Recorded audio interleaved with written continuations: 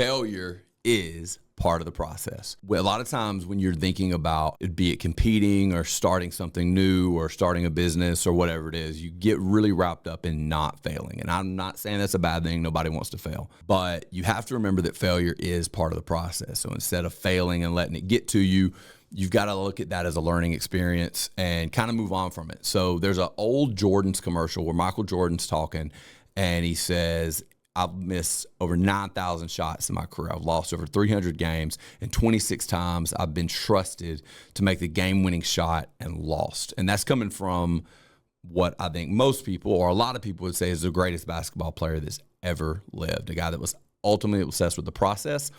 And he knew that those failures are what allowed him to succeed. He learned every time he got a little bit better under pressure, every time he learned something from it, and he moved on and he grew from it. So failure is just part of it. If you're thinking about starting something or you're afraid to fail and it's kind of making you hesitate or making you second guess yourself, just know that failure is part of the process. Most everybody that's been successful in anything, be it from competing to business to anything, there's going to be failures along the way, and you're going to have problems and issues, and that's part of the process.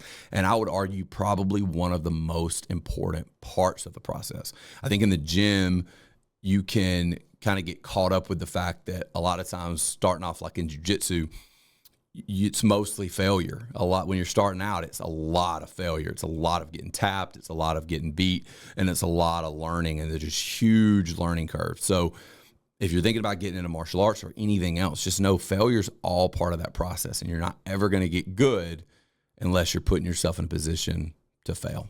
Anyway, see you guys next time.